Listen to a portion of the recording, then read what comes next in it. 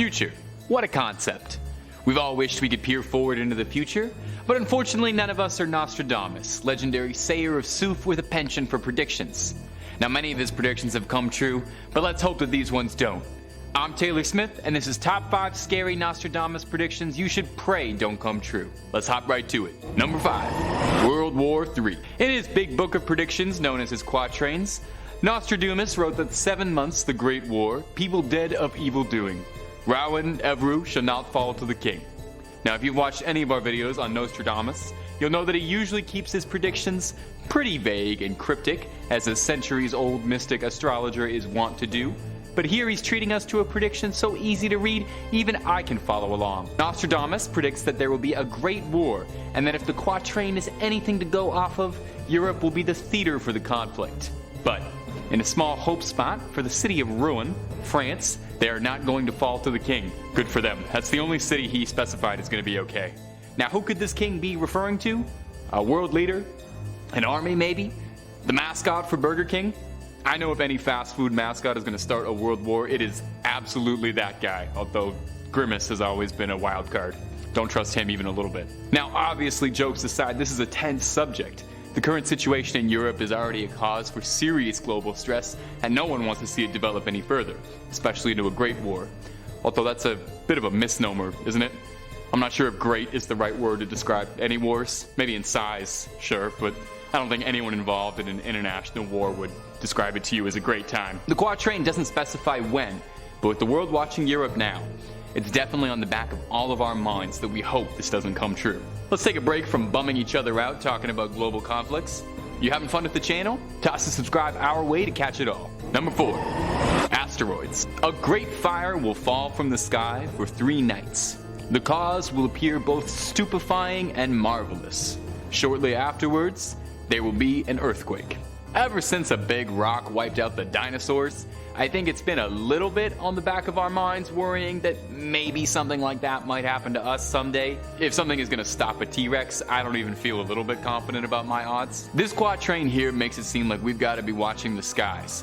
And while I certainly hope this is just Nostradamus referring to the world's best 4th of July celebration and a whole long weekend fireworks session, people who spend a whole lot more time than me reading about Nostradamus theorize that this could be referring to an asteroid strike on our sweet blue planet, which is going to be both stupefying and marvelous, which honestly sounds very, very nice were it not for the earthquake.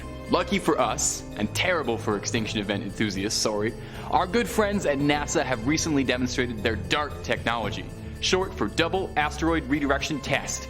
And I gotta wonder how many acronyms they tried before landing on that one, because DART sounds so clean. It's a system in place to change the trajectory of asteroids. Successfully, no less. Just a few weeks ago, for the first time in humanity's history, we changed the path of a celestial object. So take that, Nostradamus. Bet you didn't predict we were gonna go to space to push something out of the way. And hey, asteroids? You think you're so tough? Well, take that, never-ending cosmos and unending might of the eternal stars. We're just gonna push you right out of the way. We don't care. Number 3, celestial fire. And before we move forward, we really gotta think of a nickname for this guy. Nostradamus is just a mouthful and a half. Mussy? No, that's way worse. Okay, never mind. We're just gonna keep calling him Nostradamus for now. You know what, if you ghouls and goblins could think of a good Nostradamus nickname, throw that down in the comments, because I am spending so much time saying this guy's name. Our favorite far-seeing Frenchman with no good nicknames wrote in his big book of predictions that there will be a celestial fire on the royal edifice. So what does that mean for us? What is a celestial fire if not a Destiny 2 melee ability? Warlocks are going to dominate a new Crucible map? It's unlikely, as Nostradamus' predictions on Destiny's meta have frequently been inaccurate, and most historians believe he actually would have played a Voidwalker instead of a Dawnblade. Experts in transcribing Nostradamus' work believe that this excerpt from his poetry could be referring to the destruction of the royal palace, with many believing it to refer to the royal family in the UK. So should King Charles put a big fireproof umbrella over Buckingham Palace? Some have suggested that this could be far more dramatic, referring to Buckingham Palace being completely destroyed and from its ashes a new power rising. The prophet continues to say that an unlikely alliance will occur of 2 great powers that will come together. Now, who would this new world order be? Benevolent, to lead us to a new golden age, or dark new overlords to oppress us all? It's always a possibility that it could be reptile people. Number 2, Man-eating? No abbots, monks, no novices to learn. Honey shall cost far more than candle wax. So high the price of wheat, that man has stirred his fellow man to eat in his despair. Now, at first, this seems like the ramblings of an old man who just came back from Walmart and saw the price of honey and is going off on a tirade. But that little snippet about man eating his fellow man sticks out just a little bit, doesn't it? This prediction is pretty directly doomsaying, with our good friend and master of mysticism, Nostradamus, suggesting that in the future, things are going to get so bad that food is going to become so expensive that the common fella won't be able to afford any honey, wheat, or Honey Nut Cheerios, and will be pushed in desperation to start eating his fellow man. Hey, there really was not a lot going on back then. If the scariest thing he could think of was honey getting so expensive that it would cause a full-on societal breakdown and cause us all to start eating man. You think they're going to sell that in grocery stores? Obviously this one is a bit drastic as far as his predictions go, and definitely a bit scary unless you're the kind of person that watches The Walking Dead and wishes, gosh, I wish that was me. And if you are, you should probably talk to someone. They just want to help. But there is some truth to this.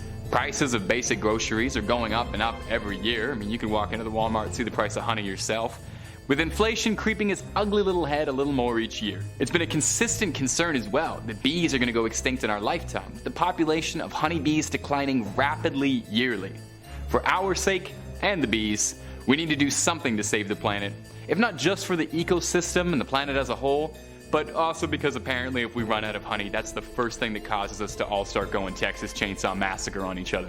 Number 1, Great Discord. The trumpet shakes with great discord, an agreement broken, lifting the face to heaven. The bloody mouth will swim with blood. The face anointed with milk and honey lies on the ground. Like most of Nostradamus' writings, this one sounds a bit like the opening monologue to one of the Lord of the Rings movies. And wow, hey, honey again. Honey was a really serious cause of concern for this guy. I think if nothing else, Nostradamus took his morning tea incredibly seriously. So, besides crying over spilled milk and honey, what do the experts have to say about this one? Was Nostradamus banned from his Discord server and writing out against the tyrannical mods? Well, like most of the predictions on this list, this unnerving quatrain seems to suggest that dire violence will plague us, with unrest between the classes leading to full-scale rebellion and riots. This little ditty seems to support that, with Nostradamus writing that sooner and later you will see great changes made, dreadful horrors and vengeances. Well, I don't know about you, but I support great changes definitely, though I'm a little less sure about dreadful horrors and vengeances. The last few years have seen more civil unrest than ever, with it seeming like there's a mass-scale protest or riot every couple of weeks somewhere in the world. It's easy to flick on the news and see that and wonder if it's eventually going to hit a boiling point, and when it does, if we'll see some serious changes. Or at the very least, some positive progress towards the price of honey. Because I'm really not looking to get eaten by anyone anytime soon. I'm just, look at me, I'm so twiggy, I will barely even make a good snack. Just pass me over, okay? That's all for this one, my little ghouls and goblins. It's always a pleasure. If you want one of my predictions, I predict that you'll be back soon in our next video. And I'll see you there.